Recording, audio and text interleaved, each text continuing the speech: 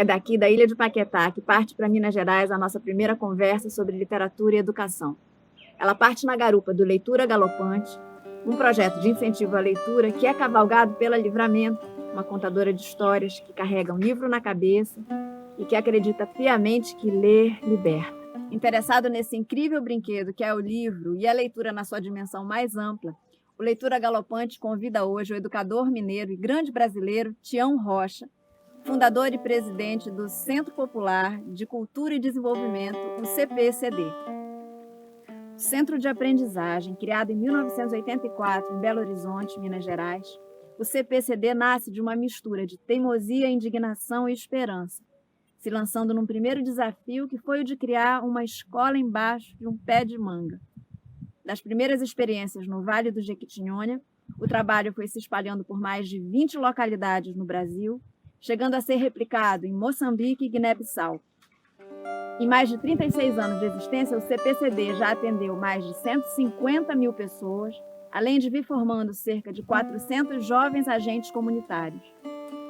Durante esse tempo, foram chegando de todos os lados várias dezenas de prêmios, medalhas, certificações, homenagens e reconhecimentos nacionais e internacionais pela relevância desse trabalho na área da educação popular e do desenvolvimento comunitário.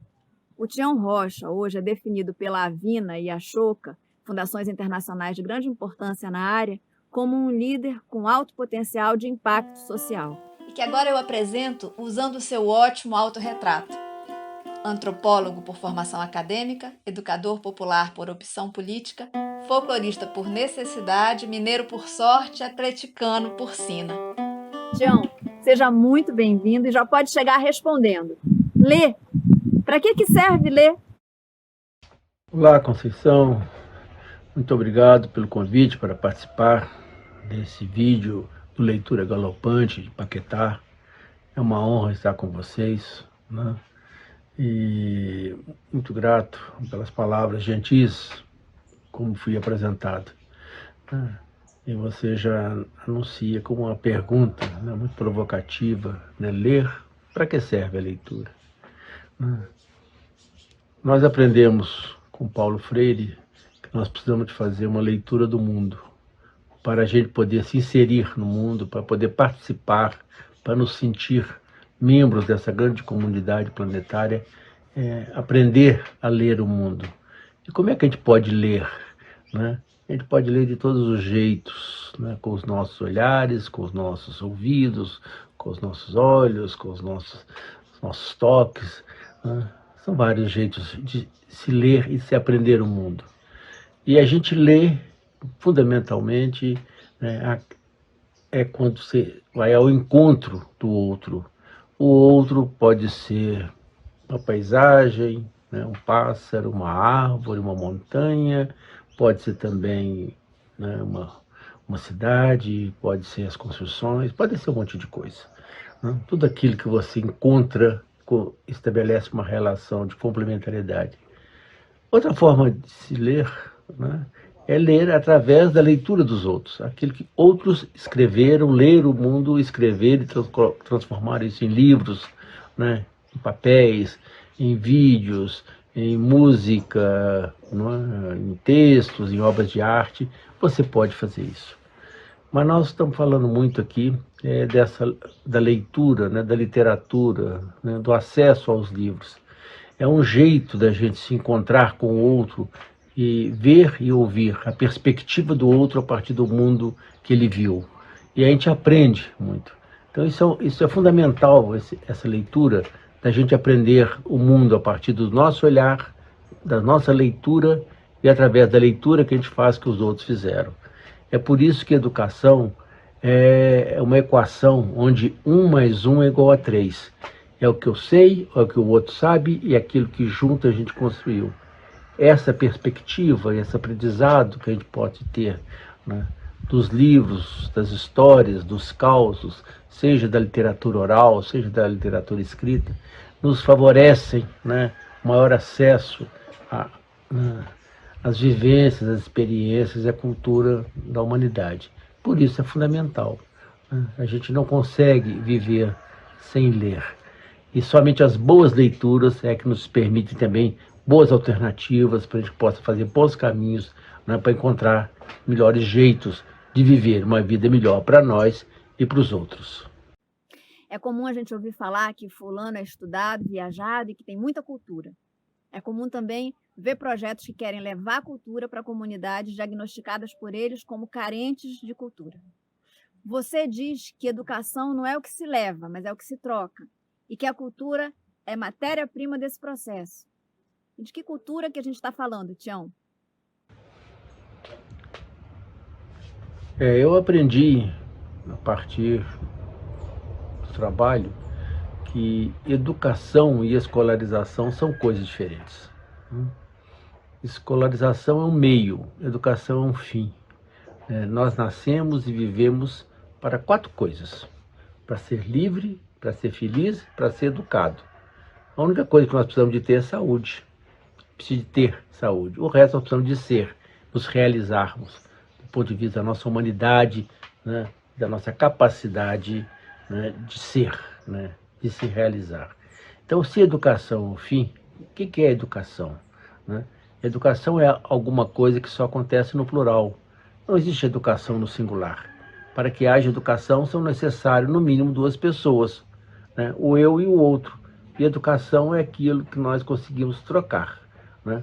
Então, ela pressupõe, né, a pluralidade e a troca, a aprendizagem. E o que a gente troca? A gente troca o que tem pelo que não tem, né? Porque quem troca 6 por meia dúzia está perdendo tempo, não é isso? Então você tem que trocar com o outro aquilo que ele nos traz. O que ele nos traz, nos mostra e nos oferece? A sua cultura, né?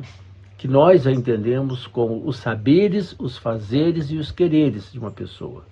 Então tudo aquilo que foi acumulado ao longo do tempo, por qualquer um de nós, constitui o nosso repertório de saberes, é isso que a gente leva para esse processo educativo. Outra coisa são os nossos fazeres, as nossas respostas às necessidades pessoais e coletivas. E outras são os nossos quereres, né? Nossos sonhos, utopias, desejos. Então, esse processo de saberes, fazeres e quereres é aquilo que todo mundo tem. Só que nós somos diferentes. Portanto, é necessário que essa complementaridade se faça uma relação de iguais entre pessoas diferentes. Então, cultura não é erudição, né? Não é você falar N línguas, ou conhecer literatura clássica e tal, né? Isso aí é uma parte dela. Mas todos nós temos cultura, e a cultura é a matéria-prima da educação. Se nós queremos produzir educação no sentido de aprendizagem e pluralidade, nós temos que fazer uma leitura do outro. Só que o grande desafio é que nós fomos, infelizmente, treinados, né, e acostumados a olhar o outro não como diferente, mas fazer da diferença uma desigualdade. Isso virou um problema, que quando essa relação deixa de ser de equilíbrio, de harmonia, para ser uma relação de um que acha que sabe, para o outro acha que não sabe. Um que manda, para o outro obedece. Um que pode, o outro não pode, né? Essa relação desequilibrada não é uma relação, né, de troca, é a relação do senhor-escravo, né? E isso é um problema. Quando você, na sua posição, se considera numa escala superior ao outro, por quaisquer razões. Porque ele é criança, porque ele é mulher, porque ele é negro, porque ele é periférico, porque ele é homossexual, porque ele é portador de doença mental, porque ele é um portador de doença física, porque ele é cigano, porque ele é judeu, porque ele é árabe, porque ele é sunita, entendeu? E aí, por tudo isso que nós estamos conhecendo na história da humanidade, toda essa lógica de pensar superioridade de um sobre o outro, é que levou a todas essas coisas terríveis que nós vivemos no passado e estão se reproduzindo no presente, né, de todas as formas nazi-fascista, de extermínio, de todos que são diferentes, porque nós fizemos da diferença uma desigualdade. Aos educadores não é permitido isso. Um educador não pode olhar para o seu aluno como um desigual, né, por ser criança, né, por ser analfabeto, por ser morar na periferia, qualquer situação. Ele é um ser diferente, né, e nessa diferença é que se completa, né? Então esse é um dado fundamental.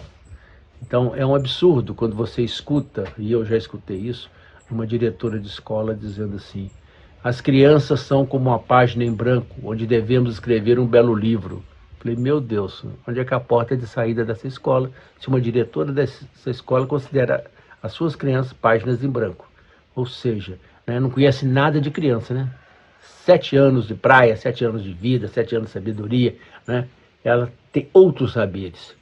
Então, construir e criar essa relação é que é algo fundamental. É isso que dá dignidade e sentido a todo o processo educativo.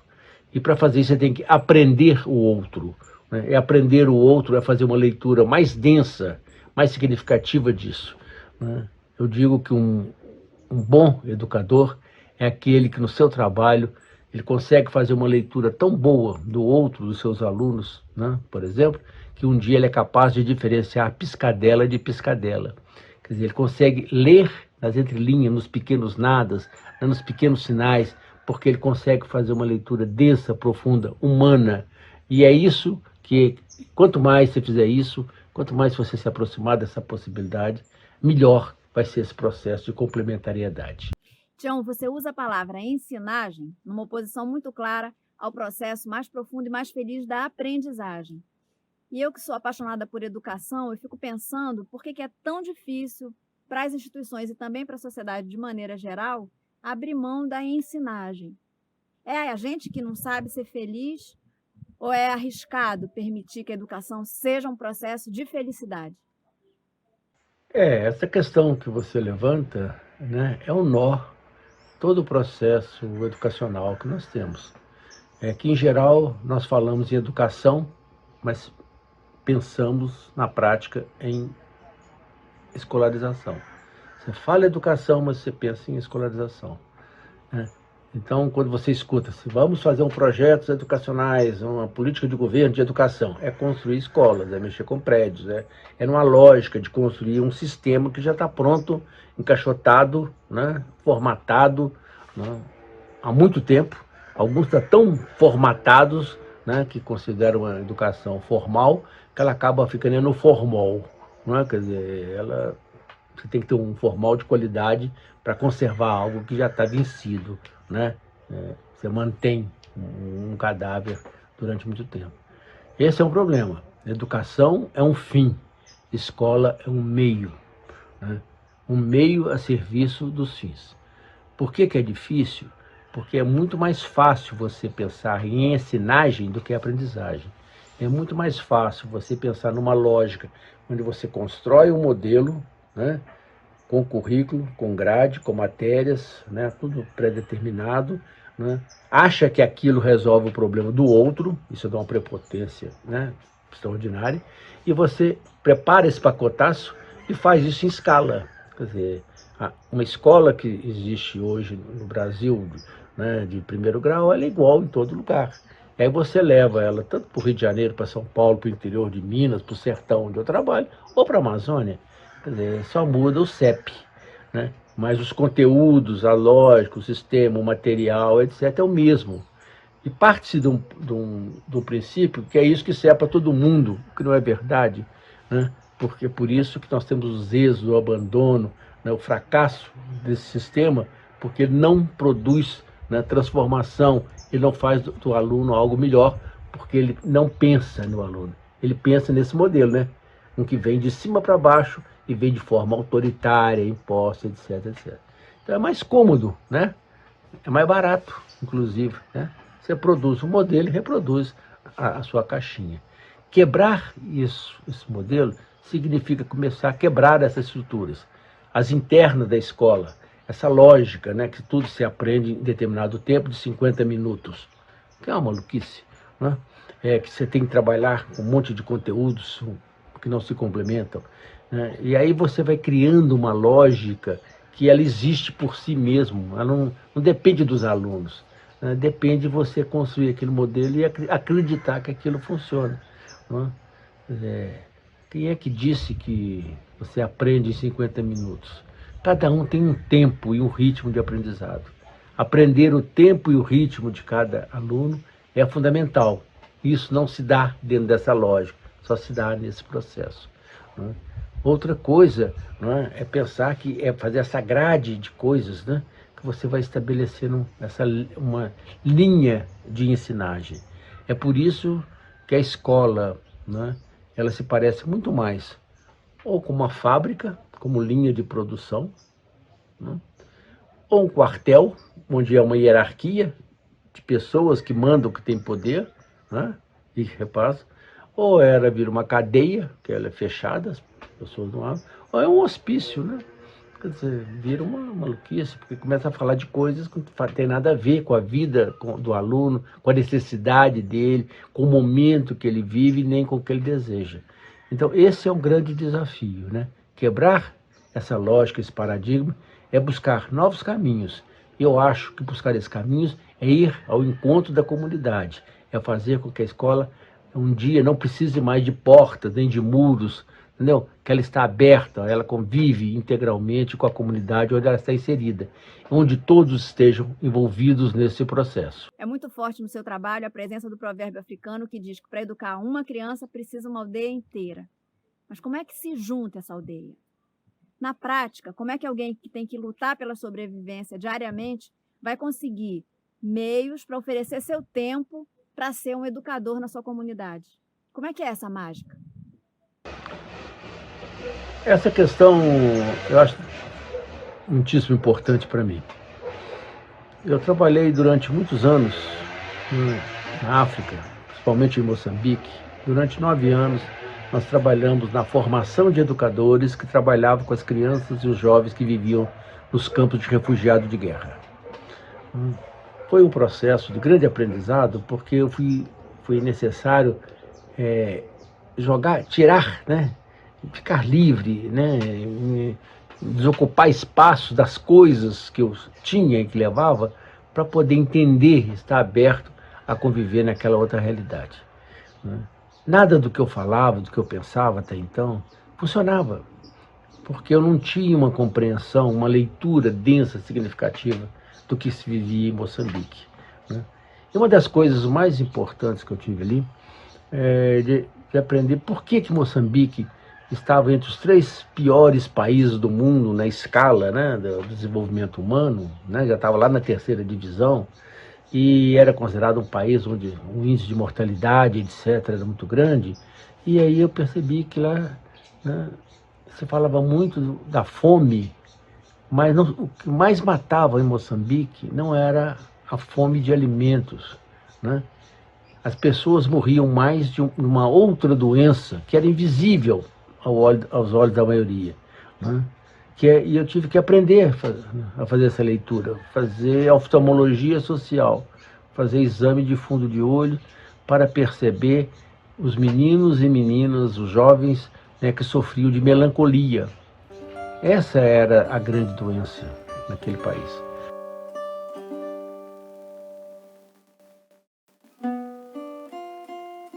E o que é melancolia? Melancolia é uma dor na alma, né? Não aparece fisicamente, mas ela cria um vazio, né? Ela vai transformando as pessoas, vão perdendo, vão se definhando. As pessoas são como uma pedra de gelo, depois viram uma poça d'água, depois vira um poço e depois, 3 dias depois, evapora. As pessoas ficavam invisíveis, porque a vida não tinha sentido, a vida era um vazio. E eu começava a perceber isso quando eu começava a perguntar para os jovens, né, o que eles gostariam de aprender, o que eles gostariam de fazer, sempre pensando em alguma possibilidade, né, de construir futuros. E eu cheguei a ponto, né, de em determinado momento, eu perguntar para os meus, o que a gente pode fazer amanhã para os jovens, né? E as pessoas ficarem caladas o dia inteiro. No meio da tarde, um garoto falou assim, bom, acho que amanhã a gente podia roubar a casa de seu fulano. Eu falei, opa, já temos um projeto. Foi a única ideia que apareceu, né? Eu vou ter que encontrar uma outra ideia, um plano B, porque senão eu vou ter que adotar essa, eu vou virar, né, ladrão, né, assaltante de casa, né? E aí eu comecei a perceber que aqueles jovens, eles não tinham futuro, eles só tinham o máximo o dia seguinte, né?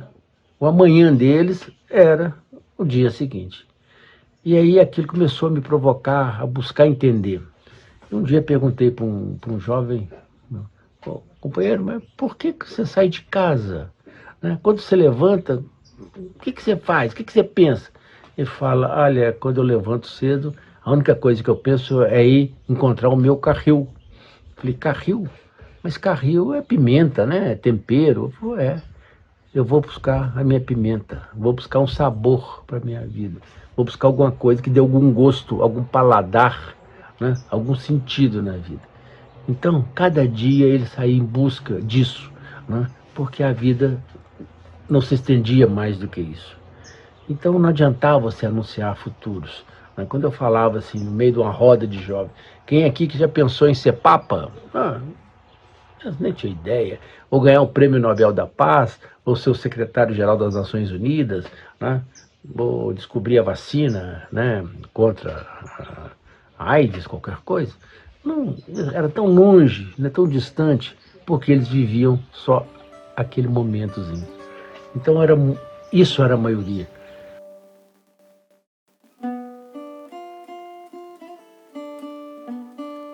Mas aí, né, um dia eu fui parar num lugar chamado Namalima, lá na Nampula, né, norte-nordeste, Moçambique, que era uma aldeia, uma comunidade pobre, né, como quase todas nas quais eu trabalhava. Né, mas não havia melancolia, havia brilho nos olhos, as pessoas, né, tinham energia vital. E aquilo começou a me causar uma curiosidade danada. Eu falei, e começava a perguntar para as pessoas, o que aconteceu com vocês? E eles falavam, não aconteceu nada. Eu falei, aconteceu, alguma coisa aconteceu aqui, pode falar. Eu insistia naquilo. Depois de muita insistência, de muito falatório, muita conversação, eles começaram a falar. E um dia alguém falou assim para mim, bom, eu acho que nós mudamos mesmo. Quando viemos para cá depois da guerra, né? O Estado nos colocou aqui para a gente nos reorganizar e eu acho que a gente começou a mudar, mas eu acho que foi depois da escola. Eu falei, opa, né? Me deram uma piscadela, né? Me deram uma pista. Aí eu ia atrás dessa pergunta, dessa questão para vários outros, começaram a confirmar. Ah, não, é verdade, depois da escola a nossa vida começou a mudar e mudou muito. Tá. Aí eu falei, mas qual escola? Eles mostraram aquela ali. Eu falei, mas aquela ali, o que tem diferença daquela para qualquer outra? É um casebre de pau a pique, né, com coberta de palha, de chão batido, as paredes, né, com pedaços de adobe, uns pedaços de coisa, né? Eu falei, não, essa escola foi a que seu Antônio fez. E aí eu fui atrás dessa pergunta, associando a mudança, a escola e quem é seu Antônio, e todo mundo confirmou. Era seu Antônio, foi seu Antônio. Aí, pronto, eu precisava de achar o tal seu Antônio, né? E eu demorei alguns meses, porque ele não morava ali, ele morava na savana, ele era um andarilho, né? Vivia de forma não muito fixa, né? Mas um dia eu tive a sorte grande de encontrar seu Antônio na casinha dele, lá na savana, e falei, seu Antônio, me conta, o que o senhor fez? Ele falou, eu não fiz nada. Eu falei, o senhor fez, eu fiquei sabendo que o senhor fez. Ele falou, o quê? Eu falei, a escola. Eu falei, bom, a escola eu fiz. Então me conta, o que aconteceu? Aí ele me contou, né, o caos, o fato. Quando nós viemos da guerra, né, nos reunimos aqui, o Régulo chamou todo mundo, participar de reuniões, e numa delas ele falou assim, né, olha, viemos para aqui, tomara que não haja mais guerra, a gente possa viver em paz, até que enfim, etc, etc. O que nós estamos precisando? Alguém falou assim, tudo, mas que não tem nada. O outro falou, não, eu sei que é tudo e tal, mas não dá para fazer tudo, né, gente? Então, vamos começar por partes e tal. O que vocês acham que a gente precisa para atender primeiro aos velhos, às crianças, aos doentes? Quem? Aí os caras, vamos começar pelas crianças, né? Porque os velhos mesmo já estão na hora de morrer, empurrado lá, casco. Aí ele botou em discussão, o que vocês acham? Aí a ideia é, vamos, né, começar fazendo coisas que beneficiem as crianças, principalmente. Ótimo. O que é que as crianças precisam? Aí o gaiato gritou lá assim, tudo. Ele falou, cara, não faz isso, né? Nós sabemos que é tudo, mas tem que ser por parte e tal, tal. Combinamos assim. Aí alguém falou assim, escola. Ele botou em discussão, escola, todo mundo concordou. Aí ele fez uma pergunta óbvia para eles, Macua, né? Quem é que sabe construir escola aqui? Seu Antônio levantou a mão e falou, eu sei. Então, você constrói, seu Antônio? Ele construiu. Seu Antônio já levantou ali, foi para o meio do mato buscar madeira de pindoba, de palha, de palmeira, as folhas que ele precisava, né? E pronto, não tinha mais reunião para ele, não. E ficou uma semana, né? Arranjou um lugar lá, e uma semana ele construiu, levantou aquela escola, 3x4, né, dessas condições. Final da semana ele foi na casa do régulo, né, do chefe, falou, tá pronto, chefe, né? Pode começar. Falou, senhor Antônio, muito obrigado, bacana e tal, mas o problema aqui é que ninguém aqui é professor, né? Ninguém aqui está preparado para dar aula, né? Eu falei, então por que vocês pediram para construir a escola? Ah, não tem problema, o dia que apareceu o professor, a escola já está lá. Ele falou, não, está errado. Você devia ter arranjado o professor também, né? Primeiro, né? Porque a escola foi rapidinho, uma semana. Não, senhor Antônio, não vai ter problema. Aí eles começaram a discussão danada, o senhor Antônio ficou muito bravo, falou assim, não está certo, não. Eu trabalhei lá uma semana, vocês não arranjaram professor, então vocês me pagam. Eu quero receber pelo meu trabalho. Ah, não foi combinado isso? Mas foi combinado, vocês também não fizeram a parte de vocês. E aí o chefe falou, bom, eu não vou pagar não, porque não foi combinado, mas o senhor pode cobrar das pessoas de casa em casa. Se elas quiserem, né, acharem que podem pagar e devem pagar, o senhor pode cobrar.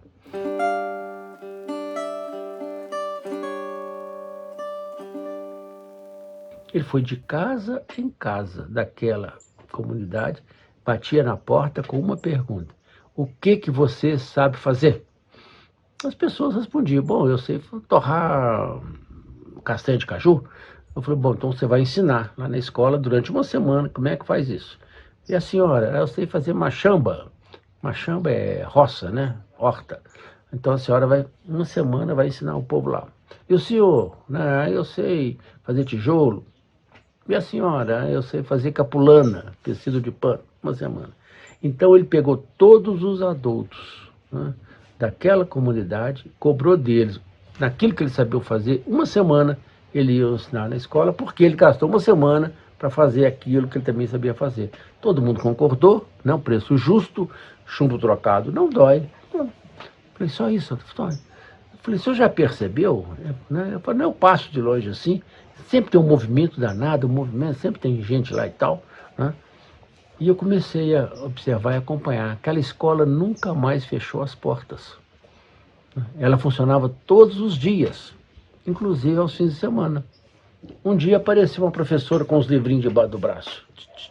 Sou a professora, vim dar aula. Eu falei, só volta na quinta-feira à tarde, tá? Porque o horário tá cheio, ó. Ela era mais uma.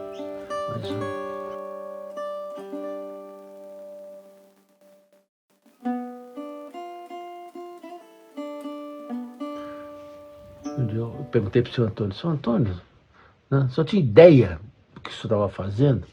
Ele falou, Tião, nós macuas acreditamos que para educar uma criança é necessário toda uma aldeia. Eu falei, senhor Antônio, bom, eu posso ir embora para o meu país, porque eu aprendi com vocês tudo, eu acho que eu precisava. Eu quero ser um convocador de aldeia. Eu acho que essa é a grande função, o grande desafio para nós educadores. Convocar a aldeia para não perder nenhum menino, para não deixar nenhum de fora, para garantir para que todos esse espaço de convívio e de encontro e de aprendizado.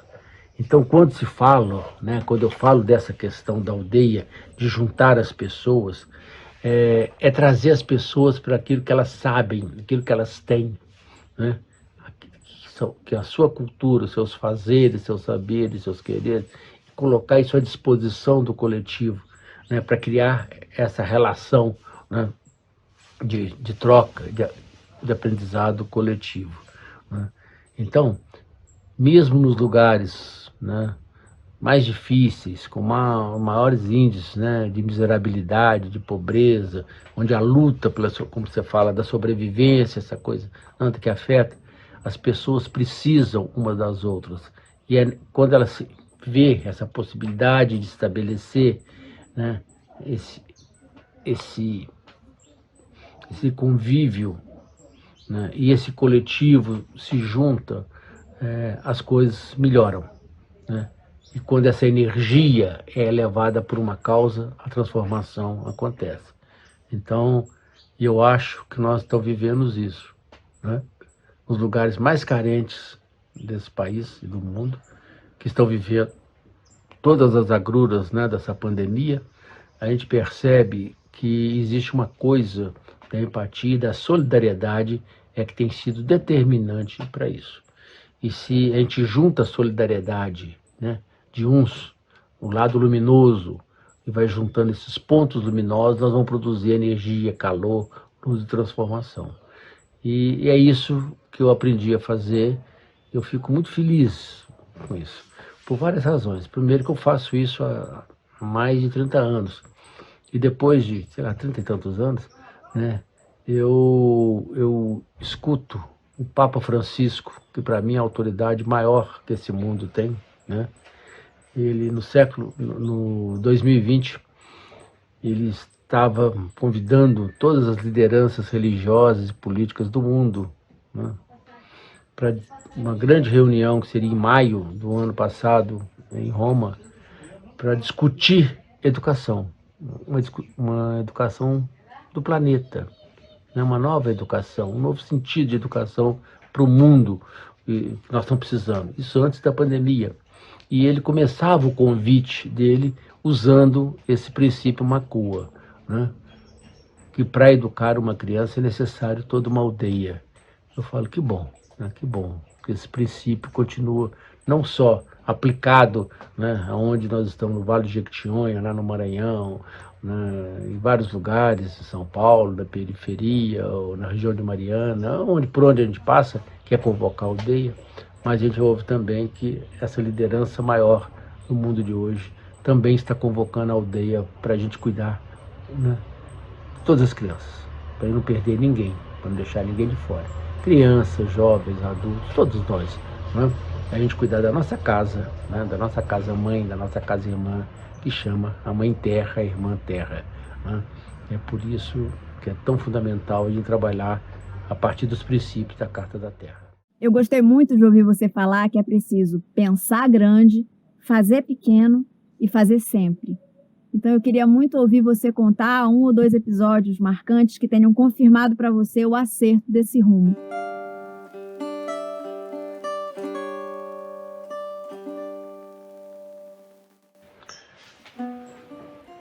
Pensar grande, fazer pequeno e fazer sempre.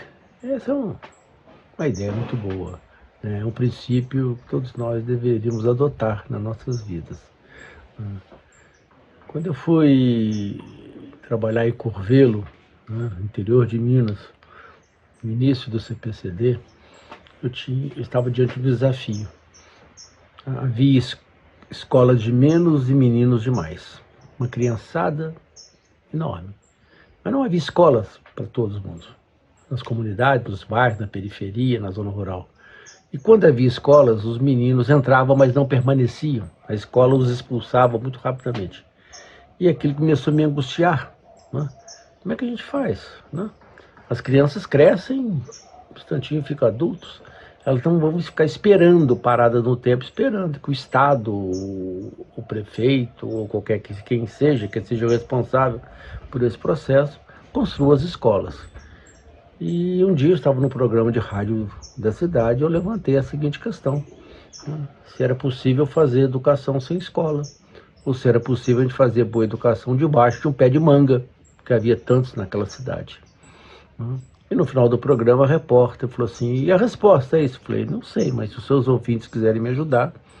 E marquei uma reunião, compareceram 26 pessoas, gente de vários lugares, curiosos, dona de casa, professora, aposentado, estudante, gente que estava passando na porta. Era uma conversa simples, né, de uma tarde. Só que essa conversa começou e nunca mais parou, né? Porque a gente percebeu que a gente não conseguia falar de como deveria ser uma escola debaixo do pé de manga. Mas a gente sabia perfeitamente como deveria ter sido a escola, a nossa escola. E eu transformei aquilo tudo, né, depois de muitos dias de conversa, nos não objetivos da educação. Um dia nós tivemos a oportunidade de parar de falar naquela sala e resolveu ir para o campo, né, ir ao encontro dessas crianças, onde elas estivessem. E experimentar fazer o que a gente não sabia, né, como fazer. Mas nós tínhamos uma lista de coisas que nós não poderíamos mais reproduzir, que eram os não objetivos. Então, essa experiência, nós nos dividimos em duplas, éramos 13 e saíamos, né, ao encontro dessa meninada, né, para construir junto com elas. E trabalhava em dupla, não era um ajudar o outro, não, era para se policiar, para a gente não cair na vala, para não fazer mais do mesmo, para a gente não reproduzir aquilo que a gente questionava. Então, essa experiência que acabou se transformando no projeto Sementinha, a escola do Baixo do Pé de Manga. E foi uma experiência que nunca mais parou, porque ela se mostrou absolutamente efetiva, né? Porque ela foi um processo de construção de aprendizagem, de pequenos nadas que foram se juntando e depois se constituíram, né, numa uma coisa estruturada, que foi a pedagogia da roda, né? Que foi a possibilidade de você fazer educação de qualidade debaixo de um pé de manga a partir de determinados princípios. Então, isso aí mostrou-se absolutamente eficaz.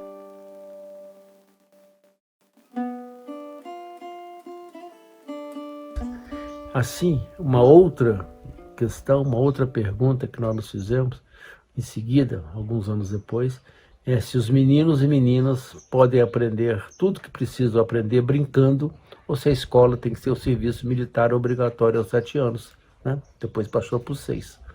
E nós fomos atrás desse aprendizado e começamos pequeno, né? Eu juntei um grupo de 120 meninos e meninas de 7 a 17 anos, numa roda, na barraquinha de São Geraldo, lá em Corvelo ainda, e propus: vocês topam aprender tudo brincando? Eles falaram: topamos. Então eu falei: tudo aqui vai ser na base da brincadeira. Nós vamos ler, escrever, cantar, plantar, comer, jogar, tudo, mas brincando. Cuidar, limpar e tal. Todo mundo topou. Aí um falou assim: ô Tião, onde estão os brinquedos? Pra gente começar a brincar. Eu falei: não tem. Falei: mas como é que a gente brinca sem brinquedo? Eu falei: essa é a primeira questão. Vamos fazer uma aposta. No dia que a gente não conseguir mais inventar os próprios brinquedos, eu começo a comprá-los. Topam? Eles toparam. Pronto. Então, nós fomos à cata das coisas que a gente precisava. Essas coisas estão na rua, chama-se lixo, né? Então, a gente, sem nenhum discurso ambientalista, né, nós fomos juntar aquilo que não servia para as pessoas, que elas jogavam fora, descartavam. Nós fomos no lixo buscar tudo que a gente precisava. E nós juntávamos o nosso departamento de sucata, material que era a gente limpo, arrumava e tal, e ali nós usávamos aquilo para inventar, criar, jogar, brincar e nos desafiar fazendo coisas. Mas essa experiência, né, a gente foi percebendo que os meninos podiam aprender tudo o que eles precisavam aprender, no seu tempo, no seu ritmo, brincando, né? E eu estou há 38 anos com o projeto Ser Criança, né? E todo ano eu refaço essa aposta, né? Vocês topam aprender brincando? E eu nunca comprei nada, né? Porque eu nunca precisei de comprar nada, porque tudo estava ao nosso dispor, aquilo que é desperdiçado e jogado fora.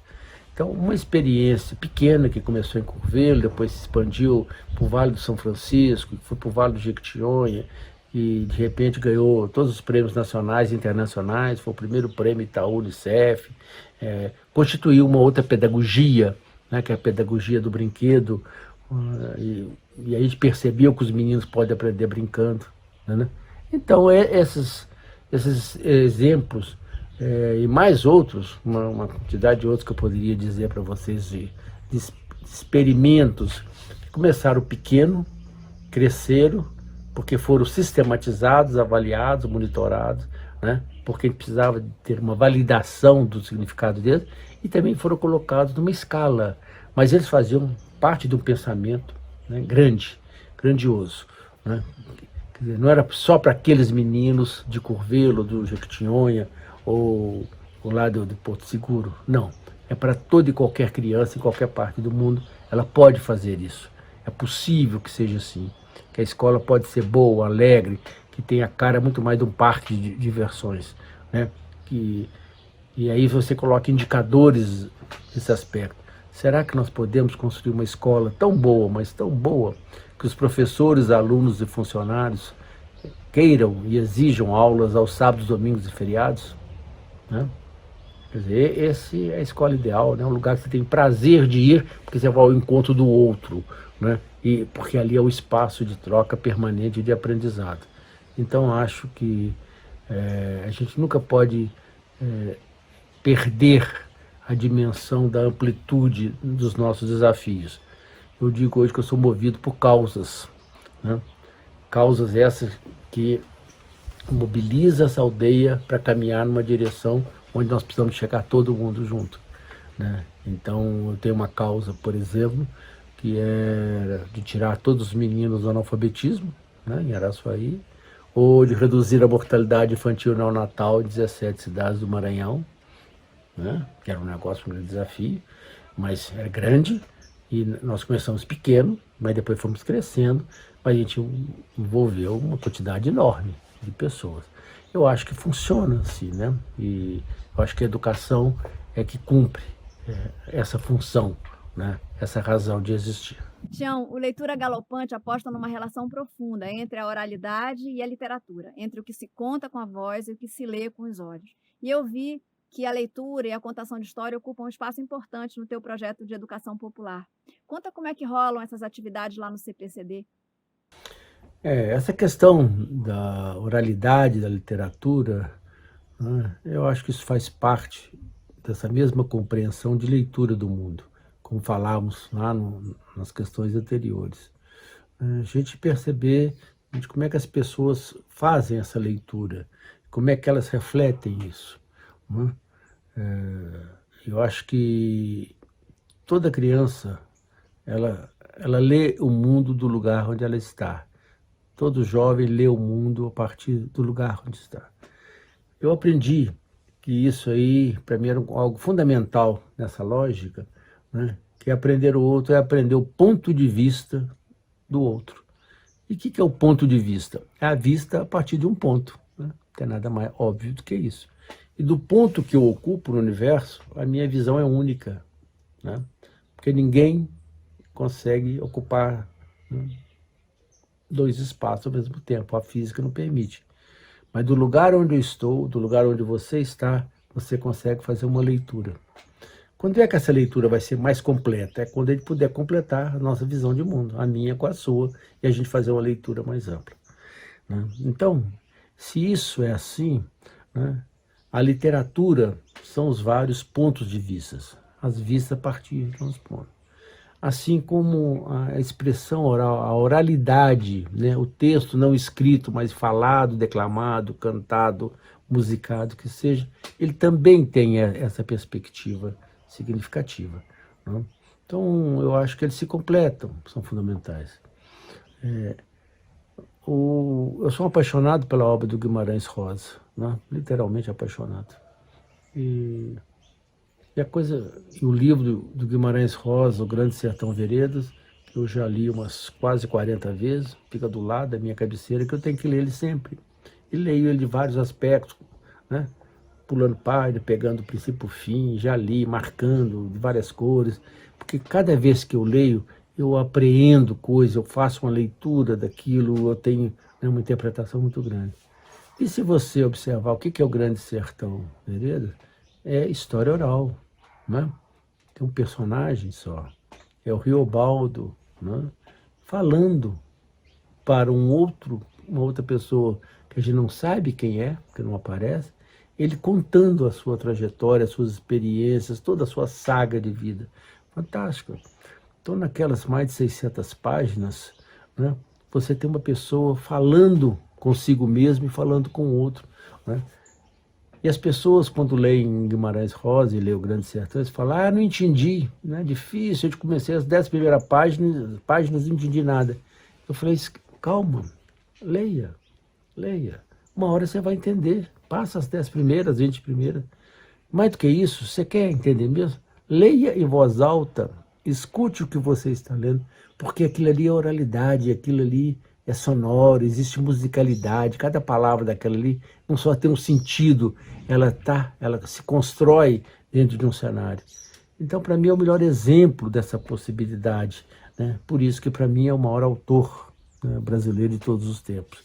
É assim, eu acho que são os grandes autores da literatura, quando eles conseguem trazer, que a gente começa a ler em voz alta e a gente possa introjetar e metabolizar essas palavras. Empaquetá é o ensino público que atende todas as crianças e jovens da ilha. Tem muitas dificuldades, mas tem também muitas qualidades em torno disso. O ambiente é bom, é saudável, é pensante, e existe uma ligação forte da ilha com a sua escola. Então, para terminar, eu queria que você contasse para os professores, pais e alunos daqui qual é a sua definição de escola de excelência. E como é que você entende que a escola pública pode desejar e lutar para ser esse lugar de felicidade? Você me fala aí de Paquetá. Paquetá faz parte da nossa memória efetiva, dos nossos sonhos, da literatura que foi feito, né? Dos livros, dos filmes, novelas, né? Que se passaram em Paquetá, e de toda essa ideia, né, singela que sempre nos passou. Então, esse foi muito encantador, né? Saber, por exemplo, que foi para onde o Darcy Ribeiro se refugiou quando ele resolveu fugir do hospital para cumprir o final da vida dele em paz, em um lugar tranquilo, e foi para a ilha de Paquetá, né? Então, eu imagino, né, que é esse lugar singelo e que vocês, né, estão cuidando com tanto carinho, e esse projeto, né, dessa leitura galopante, né, que possa circular essa ilha e fazer dessa ilha esse lugar primoroso. Então ela já é um local, né, para se pensar de forma de ser um lugar do centro de excelência de vida, né? A ideia, né, de se pensar a escola, né, como um centro de excelência, ela surge desses desafios. À medida que você vai construindo aprendizados, vai chegar num ponto que você pode ter a ousadia de pensar grande, porque você tem a base, a estrutura, né, a infraestrutura humana e conceitual de fazer isso. O desafio é tão significativo que vale a pena. E há uns 10 anos eu percebi que nos lugares por onde eu passava e trabalhava de muito tempo, de mobilizava essa aldeia por causas transformadoras, nós podíamos avançar no sentido pleno. Então foi assim que a gente começou a pensar de construir um centro de excelência em educação do campo, lá em Buriticupu, interior do Maranhão, né, que era convocar os meninos, os jovens de uma escola, né, da Casa Familiar Rural Padre Josino Tavares, que era uma escola rural decadente, terrível, miserável do ponto de vista material, do ponto de vista da infraestrutura, lugar que não tinha água, que não tinha banheiro direito, a comida era horrorosa, o lugar cheirava mal, triste, né? No primeiro momento a gente falava com os meninos: vamos embora daqui, gente, vamos largar isso, né? Você tem que fechar, tem que mudar de ramo, não esquecer isso. E às vezes diziam: bom, a gente pode até ir, mas tem mais de 200 jovens querendo vir estudar nessa escola, né? E aí a gente percebeu que tinha que ficar lá, né? E ao ficar lá você tinha que ser ousado, não era fazer remediação, não é reformismo. Você tinha, como diz o, chutar o pau da barraca mesmo, né, e ousar. E eu fiquei lá uma semana, né, conversando com os meninos, percebendo para onde que ele podia pensar.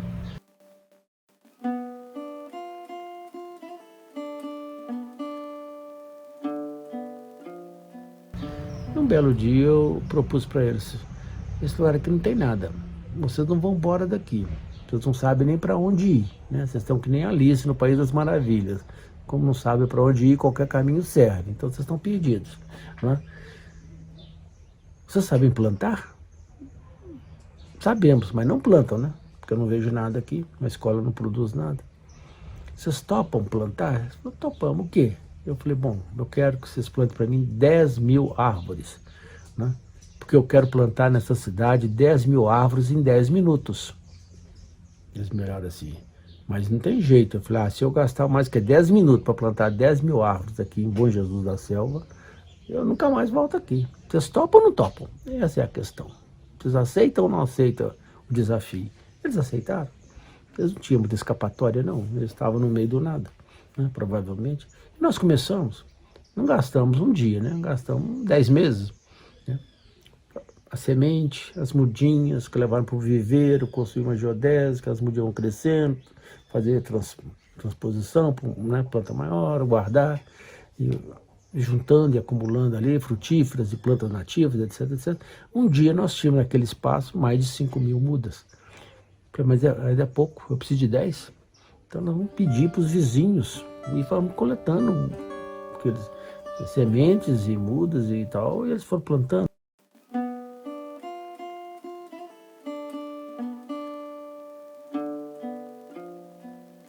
Um dia nós tínhamos 10.000 mudas em condições de serem transplantadas. Falei, bom, agora nós vamos na cidade, bater de porta em porta e conversar com as pessoas. Nós temos aqui uma muda, ou várias mudas, você escolhe qual que você quer, nós queremos plantar na sua porta, mas você tem que cuidar, tem que fazer isso assim assado. As pessoas topavam, a gente definia o lugar, marcava o lugar, fazia a cova e prepara o lugar. E aí nós nos preparamos todos e marcamos a data, né? Dia 10 de dezembro de 2014, às 10 horas da manhã, estava todo mundo na porta das suas casas esperando o sinal do sino que o padre ia tocar, ou do foguete que o pastor ia tocar do outro lado, que eram os dois que mandavam lá no pedaço, né? E quando deu a hora, tocou o sino, as pessoas já colocaram as mudas no lugar, então, né? Tampavam rapidinho, né? E corria para o meio da rua para se abraçar, porque naquela hora ia passando os carros, que estava programado tocando a música do Ayrton Senna, né?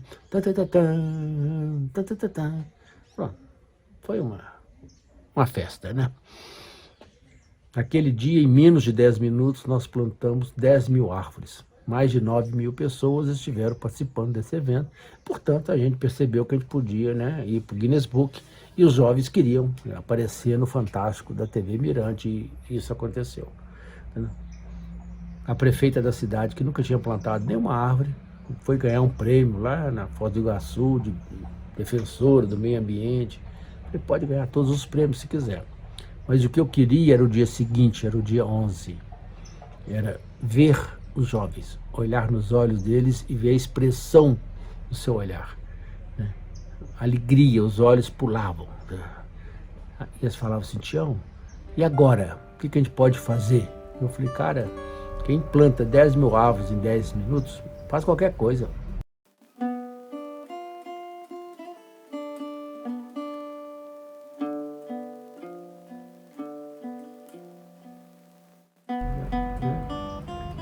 O que nós podemos fazer? Eles falaram, o que você acha? Eu falei, nós podemos fazer tudo. Mas a gente podia fazer o seguinte, começar por aqui. Como? Transformar essa escola. Eles falaram, transformar como? Eu fui transformar essa escola num centro de excelência em educação do campo. Tem jeito? Eu falei, bom, se você não tem dúvida da capacidade de vocês, é porque vocês não se convenceram que vocês são capazes. Claro que damos. Então, o que é um centro de excelência? Eu falei, isso eu não sei não. Também não sei, nós vamos aprender nisso. Mas eu sei que é algo, né, como é a utopia do Eduardo Galeano, né? Ela está lá, você a vê, e você corre 10 metros em direção a ela, ela corre 10 metros para distante. Aí você anda mais 100 passos, ela anda mais 100 passos. Você vai, quanto mais você anda em direção a ela, mais ela vai se afastando. Você fala, putz, aí não alcança. Falo, mas é isso mesmo. A utopia como excelência. Ela está lá como parâmetro, o farol para você andar em direção a ela. E ela vai se afastando para você cada vez mais seguir, ser melhor do que no dia anterior. Mas nós podemos fazer disso algo concreto. Quanto tempo vocês ficam aqui nessa escola? 3 anos, né? Que era o curso médio, segundo grau. Então vamos colocar um plano de metas. Aqui tem água? Não. Né? Então nós vamos estabelecer um plano. Essa escola, ao final do ano, marca a data, 31 de dezembro, né? Ela nunca mais vai receber um caminhão-pipa, nunca mais vai entrar água de fora. Nós vamos produzir a própria água, nós vamos ter um selo de autossuficiência hídrica, né? Pronto, esse foi o primeiro passo. No ano 2, da onde é que vem a merenda? Ah, vem da prefeitura, vem essa comida enlatada, que é horrível, né? Negócio sem gosto, vencido. Falei, pois é, nunca mais vai entrar essa merenda aqui, porque nós vamos produzir a própria comida. A nossa meta é a autossuficiência alimentícia. E o dinheiro de vocês, de onde que vem? Ah, a gente fica esmolando aí, pedindo ajudas e tal, porque não tem recurso. Então vamos colocar ano 3. Né? Nunca mais nós vamos pedir nada para ninguém, nós vamos produzir o próprio dinheiro. Nós vamos fazer autossuficiência financeira. E assim mudou, né? Mudou. E nós concentramos as nossas energias e os nossos aprendizados, os conteúdos daquela escola com uma causa. Ano 1, eu tenho que produzir água. Ano 2, eu tenho que produzir alimento. Ano 3, eu tenho que produzir recursos para isso. E ela se transformou num centro de excelência. E virou um exemplo para todas as 14 escolas rurais de volta, que iam para lá e vão para lá perguntar: nós também queremos ser isso. O que é ser excelente? E eles dizem: ser excelente é ser melhor do que você era no dia anterior, mas você olha que você sempre pode melhorar em busca de fazer mais, melhor e para todos, etc.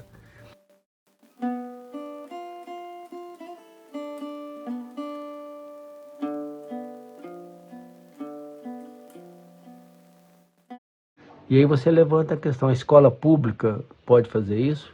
Claro, por que não? Ela já é pública, né? É só convocar o público, convocar a aldeia para essa causa. As pessoas estão ávidas de desejo. As crianças, os pais, a comunidade estão ávidas que essa escola seja a melhor escola do mundo para eles. Que ela seja um nível, um padrão de excelência total. Ela pode ser, né?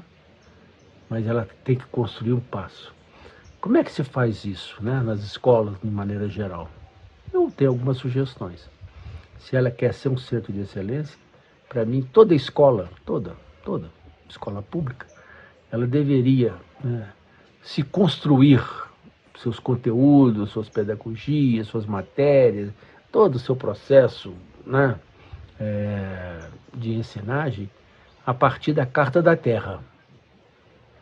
Dos 16 princípios que estão na Carta da Terra, que para mim é o documento mais importante que a humanidade produziu no século XX, que é fruto de 10 anos de discussões, né? 5.000 instituições e pessoas e 185 países referendaram aqueles 16 princípios. Está pronto, não precisa de inventar a roda não, já está ali, os 16 princípios de ser vivenciado. Se uma escola funciona baseada na Carta da Terra, ela muda radicalmente o jeito de ensinar e o que vai ensinar. Porque não vai se ensinar pelo ensinar, não vai passar no Enem, né? É muito pouco, né? Ela vai levar o processo de ensino-aprendizagem às últimas consequências para que as pessoas possam viver bem no seu ethos, né? Que é viver com ética, no seu ethos, na sua morada. A sua morada é a casa terra. E uma morada linda, maravilhosa como Paquetá, imagina se essa escola não podia fazer esse lugar aí, né? O paraíso, né? Para todos. E a outra questão é essa, né? Toda escola, para ser um grau de excelência, ela deveria se colocar também como grande desafio. Dos meninos e meninas que passarem por aqui, nós não vamos perder nenhum a menos. Nós vamos garantir a todos, no seu tempo, no seu ritmo, possam aprender tudo que eles precisam para serem felizes, para serem educados e para terem saúde, né, cada vez mais. Então, eu acho que é isso, é o que eu desejo, né, que o Leitura Galopante, né, galope nessa direção, né, que envolva nesse trajeto, nesse galope, muita gente, né, muitos sonhos, muitos desejos, né? E eu acho que o mais tem que fazer é ir juntando as pessoas, e a gente junta as pessoas pelo lado luminoso delas, pelo que elas têm, né, e trazem consigo de bom, de significativo, né, de capacidade de acolhimento, de convivência, de aprendizado, de oportunidade. Então eu acho que é isso, é olhar o lado cheio do copo, né, dessa comunidade, né, que é tão bonita, tão simbólica, né, tão significativa, né, na nossa história, para que ela seja, de fato, isso, e se realize plenamente. Porque se ela se realizar para vocês que aí vivem, com certeza vai fazer um bem muito grande para todos nós que vivemos no planeta. Então, Tião, o Leitura Galopante agradece a tua presença mineira aqui na Ilha de Paquetá, agradece por ter dividido com a gente esse projeto tão importante, tão cheio de teimosia, de esperança, e te espera aqui na ilha um dia para a gente contar junto mais um bocado de história. Um beijo e até a próxima conversa. Um prazer falar com vocês, né? Até breve. Quem sabe né, num período pós-pandemia, eu possa ter o prazer de conhecer esse lugar, né, de sonhos e de histórias tão significativas. Um grande abraço, né, espero que tenha valido a pena o nosso proseio, né, e boa sorte para vocês. Tchau.